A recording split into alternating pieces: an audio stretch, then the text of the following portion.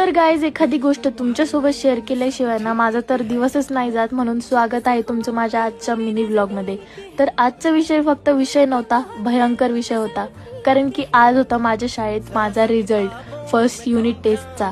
So get ready with me for my result. तर तुम्हाला वाटत असेल की मी खूप जास्त मेकअप करते, बट तुम्ही पहिले हे बघा. लहानपणापासून एकच पावडर यूज करते मी, पॉन्ड्स. बिलकुल पण मेकअप नाही करत, फक्त क्रीम आणि पावडर लावते डेली बस. आणि ते मला तरी वाटतं सगळ्यांना विचारलं पाहिजे. जेवण झालं का? तर गाईज, आता इथे मी रेडी झालेलेच आहे. मग वाट कशाची बघताय, चला माझ्या शाळेत एकदाचा रिझल्ट बघून येऊ. एकदाची काय खरडपट्टी निघणार आहे ते पण बघून येऊ. तर जशी जशी क्लास जवळ जात होते तशी माझ्या मनातली धडधड वाढत होती. मग मी विचार केला, आता जे होईल ते होईल, सगळं देवावर सोडून दिलं. आणि इथे दीदी माझं पेपर चेक करत होती.